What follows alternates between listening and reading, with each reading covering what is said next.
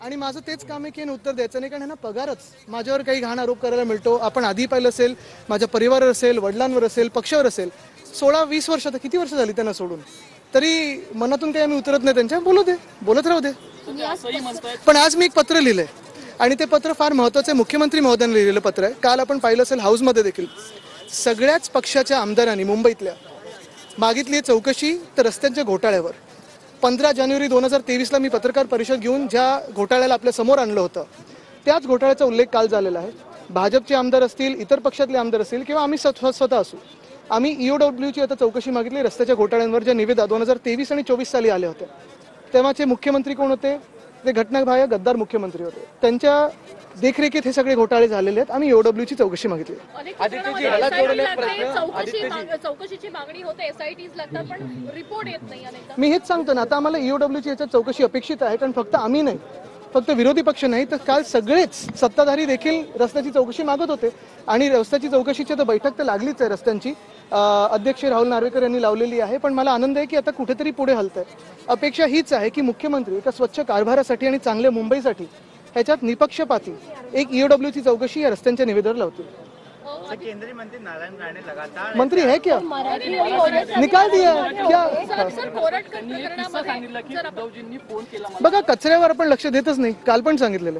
प्रकरणामध्ये जर आपण बघितलं तर ते बाहेर गेलं असल्याचं म्हटलं जातंय, पण पासपोर्ट आता त्यांच्या पत्नीनं दिलेला आहे. तुम्हाला हे परत सांगतो, अबू आझमीचा विषय असेल, औरंगजेबचा असेल, मी असेल, सगळे हे जे काही काढतात ना, ते कोण? कराड, अक्का कोण आहे, कोरटकर, सोलापूरकर, कोश्यारी, हे सगळे लपवायला करत आहे.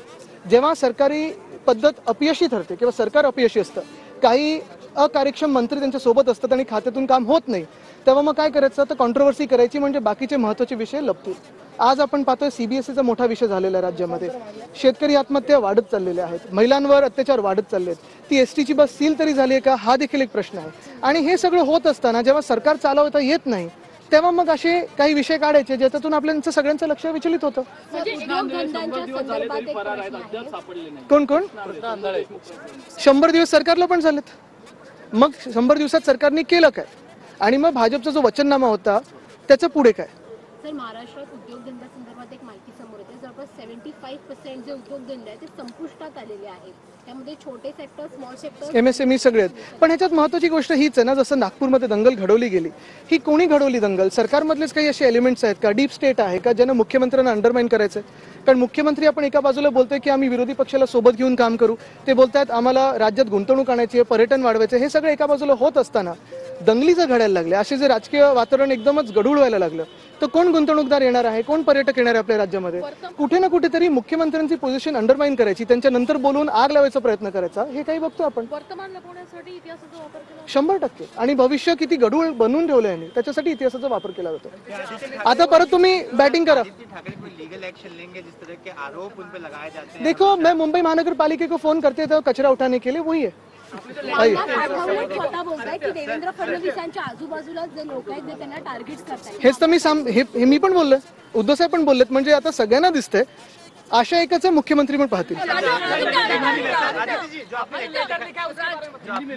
आज मैंने एक मुख्यमंत्री महोदय को खत लिखा है, उसमें यही मांग की है कि रोड स्कैम 2023 का और 24 का, इसमें EOW से इंक्वायरी हो, शायद विधायकों की भी कमेटी हो तो वो भी हो जाए.